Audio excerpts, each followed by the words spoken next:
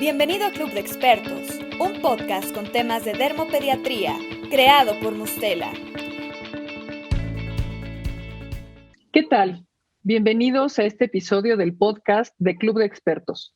Soy la doctora Elena Vidaurri de la Cruz, pediatra, dermatóloga pediatra de la Ciudad de México y seré su anfitriona. Este es un programa dirigido a dermatólogos pediatras. Nuestro propósito es informar sobre los padecimientos más frecuentes de la piel de los niños, desde las pautas diagnósticas hasta los tratamientos. Adelante, acompáñenos. En esta ocasión tenemos una edición especial del podcast de Club de Expertos. Tenemos una colaboración internacional con el doctor José Máximo y con el doctor Roberto Arenas Guzmán. Presentaremos algunos casos clínicos sobre dermatitis en niños y discutiremos su abordaje, su diagnóstico diferencial y su tratamiento. A continuación, tengo el gusto de presentar al doctor José Máximo, que es jefe de servicio de dermatología pediátrica en el Hospital de Niños Ricardo Gutiérrez de Buenos Aires, en Argentina. Es presidente de la Sociedad Latinoamericana de Dermatología Pediátrica, fundador y director de la primera residencia universitaria en dermatología pediátrica en Argentina, fundador y director de las carreras de especialistas universitarios en dermatología pediátrica, docente autorizado de dermatología de la Universidad de Buenos Aires, profesor de dermatología pediátrica en la Universidad Guillermo Marconi en Roma, en el curso de alta formación universitaria en dermatología pediátrica y miembro del Consejo de la Academia Internacional de Salud en Dermatología y Pediatría. Doctor José Máximo, muchísimas gracias por acompañarnos. Lo dejo para presentar su caso clínico. Muchas gracias, Elena. Es un gusto participar de esto y vamos a presentar un caso que será, supongo que de interés de todos. No podemos hablar de una patología habitual, una patología de todos los días, pero es una patología que estamos viendo en pediatría y que merece ser difundida porque su enfoque no muchas veces es muy fácil. Esta es una niña que nos consultó hace unos meses, de 3 años y medio de edad, que no tenía antecedentes nosológicos ni de partos significativos, con un desarrollo pondoestatural adecuado, con un plan de vacunación y un programa completo, con antecedentes personales que no tenían importancia, y sí había un antecedente que tenía su valor, seguramente, en la patología que nos ocupa, que era la madre que presentaba rosácea desde su primera juventud. La enfermedad actual de esta niña empieza 2 meses previos a la consulta con nosotros, con pápulas eritematosas peribucales, sobre todo en labio inferior y poco tiempo después en labio superior, respetando siempre el bermellón. La primera indicación fueron humectantes y al no mejorar le agregaron betametasona 2 veces diarias durante 10 días en una de esas cremas que nosotros denominamos corticoides polivalentes, porque tienen agregados antibióticos y antimicóticos. Las lesiones se apagaron al cabo de la semana o 10 días, por lo cual el médico tratante, el colega, decidió suspender y seguir solo con humectantes. A las 48 horas de haber suspendido el corticoide hay un rebrote peribucal, aparición de pápulas y eritema, además, que comprometía ya no solo la periboca, sino también la perinariz y los periojos. Así llega a nosotros y ustedes lo verán en estas imágenes. Estas son las imágenes iniciales, las que tengo con poco compromiso eritematoso y sí con abundantes pápulas y vesículas, sobre todo en labio inferior, como les dije, por la evolución más larga, y agregadas la del labio superior. Vean aquí el respeto al bermellón. De vuelta, en otra toma, al momento inicial que llega a nosotros, nuestra conducta fue darle ya no corticoides, pues sabíamos que íbamos a hacer daño, no en la antiinflamación, pero sí al suspender por el fenómeno de rebote. Entonces le dimos tacrolimus, le indicamos tacrolimus, la citamos en pocos días y vean ustedes lo que pasó. Las pápulas prácticamente están igual, pero se agregó un fondo eritematoso importante. Acá otra imagen previa, pero esta es la imagen posterior al tratamiento con tacrolimus. En ese momento nosotros pensamos que había dos posibilidades. O el tacrolimus había generado un efecto adverso secundario propio de los inhibidores de calcineurina, o esto era propio de la evolución natural de la enfermedad, donde a las pápulas se agregó un fondo eritematoso. Como la situación no anduvo bien, suspendimos y en ese momento indicamos ivermectina al 1% como antiparasitario y le agregamos metronidazol. La primera semana una vez por día y la segunda semana ya para establecer un plan de seguimiento 2 veces por día acompañado de una máscara de yogur helado para descongestionar. A los 15 días hicimos el control, hubo menor eritema y descamación, pero persistían las pápulas, por lo cual le indicamos 3 pulsos de acitromicina oral a la dosis de 10 miligramos kilo día, cada pulso de 3 días con 4 intervalos. Hicimos un control a los 30 días donde no había lesiones nuevas, las pápulas habían disminuido en tamaño y número y veíamos que la situación iba para mejor. Esto es lo peor que nosotros conseguimos después del tacrolimus.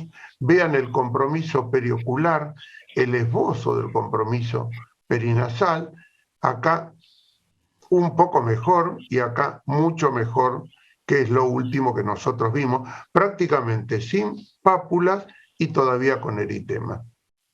La dermatitis perioral, llamada a partir del trabajo de Guyen y Eichenfeld, dermatitis periorificial, se considera y se reconoce más como perioral, pero me parece que la observación de Guyen y Eichenfeld es atinente. Brote de pápulas eritematosas o color piel, a veces vesículas, alguna vez pústulas, comúnmente alrededor de la boca, pero también hay alrededor de la nariz en menor cuantía, pero significativamente cantidad de pacientes lo tienen, también perioculares y algunas veces perivulvares, que en nuestro paciente no lo tuvimos, pero sí está descrito y alguna vez lo hemos visto. Habitualmente no hay prurito, no hay síntomas, no hay ardor, no hay dolor, el paciente está bien, pero en 20% de los casos puede aparecer esto y confundirnos bastante, la presencia de sintomatología. En prepúberes y adolescentes se describen 2 variantes, sobre todo la forma granulomatosa y también la forma diseminada miliar facial, que no todos la consideran una forma de perioral. La etiopatogenia es desconocida, pero comúnmente hay antecedentes de exposición previa a esteroides tópicos, inhalados y aún sistémicos, como sucedió en nuestro paciente. El diagnóstico es clínico. Realmente verla y reconocerla cuando uno tiene cierta gimnasia es difícil confundirla. ¿Hay diagnósticos diferenciales? Sí, algunos son de academia, otros a veces ofrecen algún tipo de dificultad. La rosácea, que para no pocos es una misma entidad, pero para otros no lo es, la dermatitis seborreica, las dermatofisies, el impétigo, el acné y las dermatitis de contacto. El tratamiento no hay ninguno que sea superior a todos los demás. Hay trabajos de múltiples opciones terapéuticas. A mí la que más me gusta y la que hacemos más en el servicio es el metronidazol tópico al 1% durante un par de meses, teniendo en mente que algunas veces el tratamiento debe extenderse 3 y aún 4 meses, y sabiendo también que el metronidazol puede irritar, puede secar la piel, y es conveniente tener esto en mente para asociarle eventualmente algún humectante, como hicimos nosotros. Eritromicina, que nosotros no la queremos mucho porque genera malestar gastrointestinal, y acitromicina, que es la que usamos, Cuando el brote es extenso o no lo podemos dominar, como sucedió en este caso que les presento, es una ayuda invalorable. El pronóstico es bueno, la involución completa se consigue en promedio en 4 meses, a veces antes. Hemos tenido pacientes que en 1 o 2 meses se curaron y hay otros pacientes que duran 5 y 6 meses inclusive. Acá le dejo algunas citas bibliográficas y quedo a disposición para compartir con estos prestigiosos amigos que hoy comparten la mesa para que hagamos una mesa de café y conversemos sobre este paciente. Muchísimas gracias, doctor Máximo, por este caso tan ilustrativo sobre dermatitis periorificial. Doctor Arenas, ¿quisiera usted hacer algún comentario? Pues sí, es muy interesante este caso y en ocasiones es confuso, sobre todo cuando los pacientes se acercan a la adolescencia o cuando son pacientes adultos, porque hay muchas enfermedades que tienen esta localización y se parecen mucho. Nosotros acostumbramos de todos modos a hacer siempre una prueba de malacesia para tratar de determinar su intervención en estos casos. Está muy bien, es pertinente, sí, señor.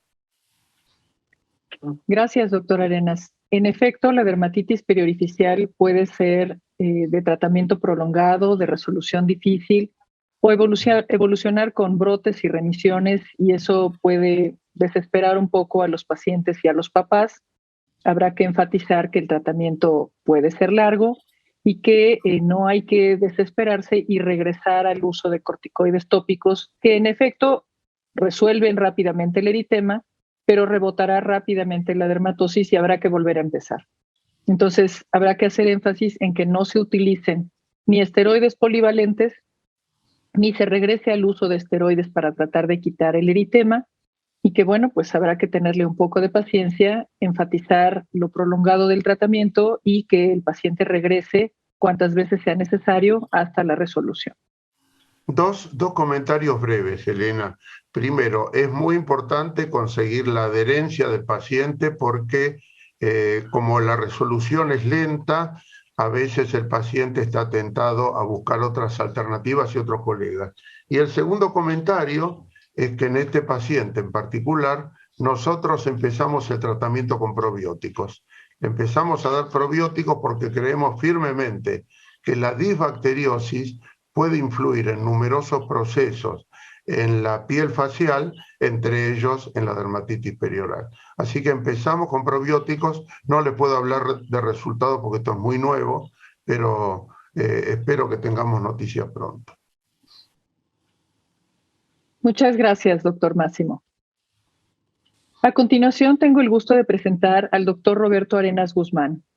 El doctor es dermatólogo, es jefe de la sección de micología del Hospital General Dr. Manuel G. González, es investigador titular de los Institutos Nacionales de Salud en el país, es profesor titular del curso de micología y es egresado del curso superior de micología del Instituto Pasteur de París, Francia, bajo la tutela del profesor Mariat.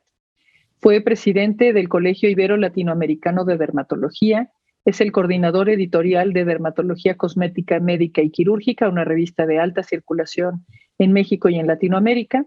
Es miembro titular de la Academia Nacional de Medicina, expresidente de la Sociedad Mexicana de Dermatología, de la Academia Mexicana de Dermatología y del Consejo Mexicano de Dermatología. Además, es autor de los libros Dermatología, Atlas, Diagnóstico y Tratamiento, que se encuentra en su 7ª edición por McGraw-Hill en el año 2019, y de Micología Médica Ilustrada por la misma editorial, que va en su 6ª edición para 2019. Doctor Arenas, qué gusto que nos acompañe. Lo dejo para que nos hable sobre su caso de dermatitis. Hola, pues yo lo que les voy a presentar es, como ha sugerido la doctora Elena Vidaurri, un caso de todos los días, sencillo, pero que se puede prestar al diagnóstico diferencial, sobre todo cuando no tenemos mucha experiencia. El diagnóstico es de eczema nubular y es un caso sencillo, práctico y de todos los días. Bueno, este es un caso de una mujer de 12 años de edad que tiene una dermatosis que afecta las extremidades. Tiene 2 meses de evolución y tiene un prurito intenso. Como ustedes pueden ver, la dermatosis está caracterizada por áreas de eczema. Tiene eritema, tiene descamación, tiene algunas pequeñas vesículas en la superficie y las placas son redondeadas, tienen la forma de una moneda y tiene algunas lesiones vesiculares y papulares satélites. Ha sido tratada con remedios caseros que son muy populares en nuestro medio. Pues al ver la paciente, nosotros hacemos el diagnóstico de eczema, que es sinónimo de dermatitis. Y lo más interesante cuando hacemos el diagnóstico de este síndrome es reconocer que el eczema puede ser agudo o crónico. En el eczema agudo, lo que vemos es una piel que llora, que tiene un prurito intenso y que incomoda mucho a los pacientes. Y en el eczema crónico vemos la piel gruesa y liquenificada con la presencia de costras hemáticas. Cuando hacemos el diagnóstico de eczema, estamos haciendo un diagnóstico sindromático. Todavía no sabemos cuál es la etiología de la enfermedad. Les presentaría lo más común, que es el eczema por contacto, cuando la piel está en contacto con una sustancia que le produce este tipo de reacción manifestada por eczema, como en este caso un reloj, que es por el metal. Los metales que más la producen son el cromo y el níquel, pero cualquier sustancia es capaz de producirlo. El eczema atópico es con lo que más se confunde el médico, incluso el dermatólogo.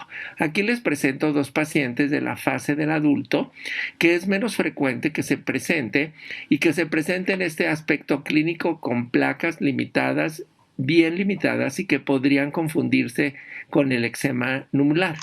Se presenta entre los 15 y los 23 años de edad, afecta los pliegues, puede afectar el cuello, la nuca, el dorso de manos, los genitales y como ven, las características clínicas son las mismas. Hay eczema, es decir, piel que llora, o hay piel gruesa o liquenificación. También tenemos otro tipo de eczema, el líquen simple crónico, que también ha sido conocido como neurodermatitis circunscrita, como líquen simple o como giotes en nuestro país. Se llama así porque se parece a esta combinación de algas con hongos de la naturaleza. Se ve una placa única bien circunscrita con liquenificación sobre todo y pruriginosa que puede afectar la nuca y los miembros. La evolución es crónica, se origina por el rascado y no hay aparentemente factores inmunitarios que la determinen. Por eso es bien importante el diagnóstico diferencial de todas estas entidades con lo que presentaba en el caso al principio. Eczema microbiano o eczema numular da placas de eczema o liquenificadas en formas de moneda que puede cambiar la denominación en los diferentes países. La evolución es crónica, es recidivante, es muy resistente al tratamiento y se piensa que puede haber sensibilización a un foco infeccioso. Pues les he presentado este caso con este diagnóstico porque podríamos confundirnos con cualquiera de las dermatosis que les he presentado y siempre es muy importante tener en cuenta el diagnóstico. En los adultos creo que es más sencillo el diagnóstico, pero en los niños siempre puede ser controversial asegurar un diagnóstico de este tipo. Muchísimas gracias, doctor Arenas, por este caso tan ilustrativo. Doctor Máximo, ¿tiene usted algún comentario sobre este caso? Sí. A nosotros el eczema nubular o la dermatitis nubular es una de las patologías que nos da verdaderamente mucho trabajo, porque a la vez que pica mucho, es muy rebelde y recurrente. Y la situación más o menos la podemos manejar cuando el corticoide tópico de media o alta potencia no nos resulta, utilizar las curas húmedas con corticoides, que en las piernas, cuando se presenta, que es la zona más frecuente, nos puede ayudar a resolver. Y en los brazos lo mismo, cuando la cosa está En el tronco ya se complica un poco más, pero hay que utilizar corticoides de buena potencia y nosotros usamos anti-H1 por boca, porque esta situación es recurrente y da mucho más trabajo a veces que una dermatitis atópica. Concuerdo con usted, doctor Máximo. De repente es muy difícil resolver el eczema microbiano numular. En lo particular, he tenido éxito utilizando cursos cortos de antibióticos y mejorando la barrera cutánea con emolientes, Sindet, y por supuesto hay que dar un antihistamínico no sedante en dosis suficiente para que mejore el prurito de estos pacientes, que puede ser una verdadera molestia. Efectivamente, los tratamientos que han mencionado mis compañeros son los que habitualmente hacemos. A veces tomamos una conducta, a veces otra. Yo creo que aquí lo más importante para el médico es que no se desespere, que sepa que esta es una dermatosis de evolución crónica, que es recidivante y que podemos cambiar o alternar el tratamiento de acuerdo con el estado de la piel. Es decir, no es lo mismo tratar el eczema que en la fase agudo que tratarla en la fase crónica. Entonces, por eso tenemos que ir alternando los tratamientos.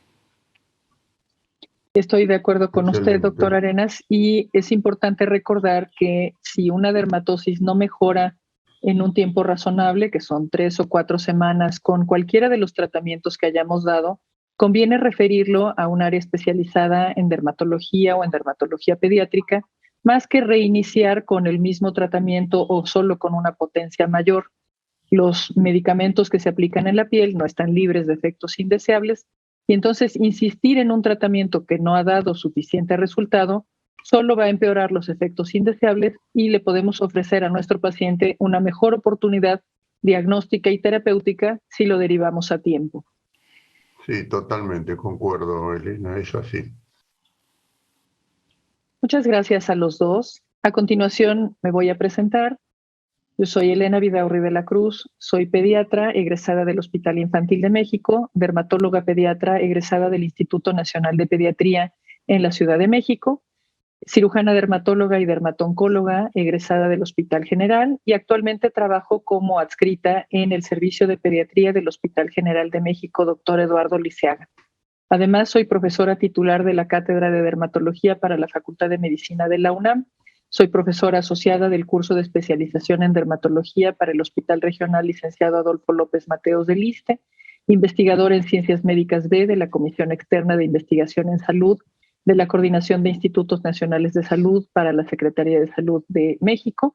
Soy miembro de la Academia Mexicana de Pediatría y de Dermatología, entre otras sociedades, editora de la revista de Dermatología Pediátrica Latinoamericana. Fui presidenta del Colegio Mexicano de Dermatología Pediátrica hace unos años y edité y soy coautora del libro Las 20 dermatosis más frecuentes en pediatría, editado por la Sociedad Mexicana de Pediatría en marzo de 2020. A continuación, les voy a presentar un caso de dermatitis por contacto alérgica.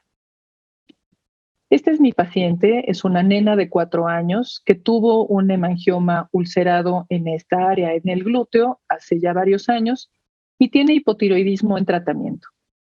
Nuestra paciente se presentó con estas lesiones liquenificadas, son placas eritematosas con discreta escama en la superficie y están en el área isquiotibial. Se extienden hacia el pliegue glúteo y algunas hacia la cara posterior de los muslos. Tenemos entonces liquenificación, eritema y escama muy discreta. Nuestra niña tiene este padecimiento desde hace varios meses de manera recurrente. Esta dermatosis aparece a los 3 años de edad, cuando nuestra paciente empezó a dejar de utilizar pañales y empezó a utilizar estos asientos que en México se llaman vacinicas y además cursa con dermatitis atópica en los párpados.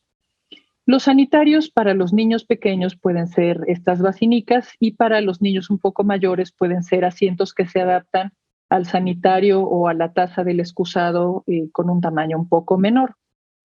Lo que nuestra paciente tiene es dermatitis por contacto alérgica al material del sanitario. Esta es una dermatitis por contacto localizada, que es poco común, pero de características muy particulares. Se presentan lesiones eczematosas en la fase aguda y liquenificadas en la fase crónica, que pueden ser redondeadas o de contornos más abigarrados, de 2 a 5 centímetros de diámetro, pero pueden confluir en placas mayores y son altamente pruriginosas. Acerca de los agentes causales, hace ya algunos años, cuando los asientos del sanitario se fabricaban de madera, los agentes causales eran resinas de esta propia madera. En la medida que los asientos se fueron fabricando de plástico, algunos de los aditivos del plástico eran responsables de esta dermatitis por contacto. Y el poliuretano, que puede estar en los adaptadores para los asientos de los sanitarios que son de superficie acolchada, puede exponerse cuando se cuartea o se fisura la superficie de estos asientos con el uso. A veces también se ha planteado que el uso de desinfectantes en estos sanitarios, tanto portátiles como los muebles en el cuarto de baño, son los causantes de esta dermatitis por contacto. El tratamiento entonces es detectar que se trata de dermatitis por contacto alérgica a este material y evitar el contacto. Eso se puede hacer colocando algunas mangas de tela sobre la superficie del sanitario, sea de la basinica o del sanitario o de los asientos adaptadores, utilizar un corticoide de mediana o de alta potencia y un reparador de la barrera cutánea como emoliente para mejorar las características de esta piel.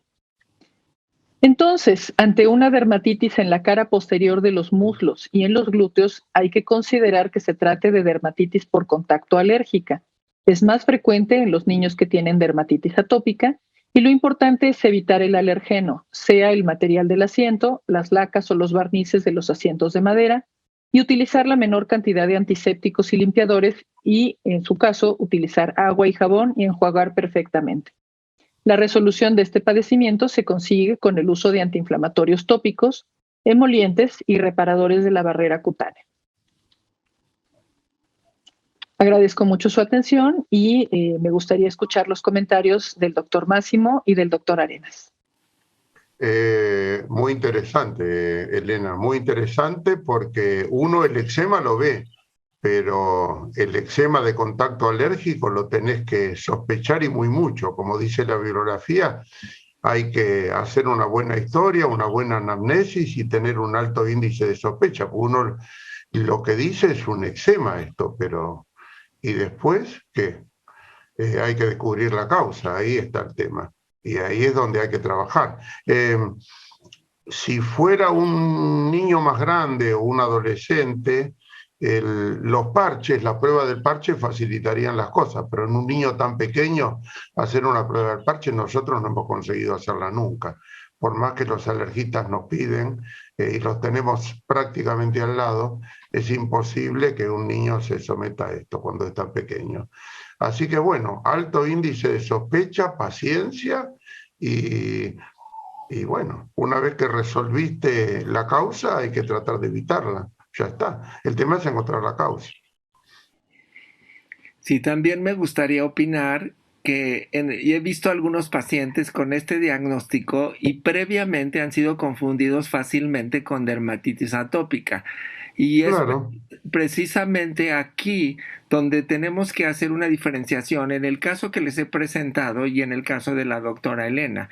Mi diagnóstico era fundamentalmente morfológico porque ambos presentan un eczema y en este caso el diagnóstico es fundamentalmente topográfico. Entonces tenemos que ser muy observadores de hacer el diagnóstico de eczema, ver las características clínicas detalladas que nos permitan hacer el diagnóstico y convencer a las madres de que esa es la causa, porque si no van a estar recidivando constantemente, pero al suspenderla, pues tenemos una mejoría mucho más evidente, más clara, más rápida que en el caso de otras dermatosis eczematosas. Escuchá, Roberto, yo reforzando lo que vos decís, y Elena, yo a mis alumnos siempre le digo que, parafraseando a algún célebre dermatólogo español, que los diagnósticos son analógicos o analíticos. Analógicos, yo veo la lesión y recuerdo en mi cerebro una imagen similar y digo, esto es esto.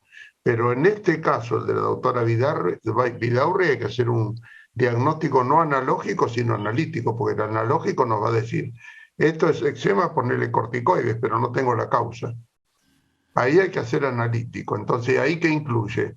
Localización, morfología, historia, cronicidad, otras localizaciones en la piel para ir o rechazar el atópico y quedarse con él, de contacto. Muy bueno, efecto. Elena, tu sospecha, muy bueno, muy bueno. Muchas gracias, doctor. Estoy de acuerdo con los comentarios que han emitido el doctor Roberto Arenas y el doctor José Máximo. Es esencial tener clara la morfología y la topografía de las lesiones para orientar el diagnóstico.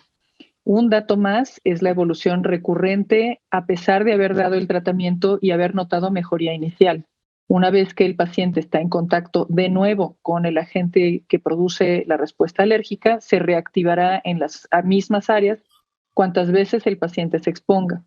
Entonces, en realidad lo que estamos haciendo es tratar el cuadro agudo y una vez que se ha remitido, es importante evitar el contacto con el agente que produce alergia para que esto no se vuelva a presentar. Muchísimas gracias tanto al doctor Roberto Arenas Guzmán como al doctor José Máximo. Ha sido un gusto tenerlos en esta edición especial del podcast Club de Expertos. Estoy segura que quienes nos han acompañado han escuchado y observado con mucho interés su valiosa participación en este capítulo del podcast y yo les agradezco muchísimo su participación. Queridos escuchas, agradecemos mucho su atención. Nos escuchamos en el siguiente programa. Club de Expertos fue presentado por Mustela. Para más contenido de dermopediatría, ingrese a clubdeexpertos.mx. Nos escuchamos en el siguiente episodio.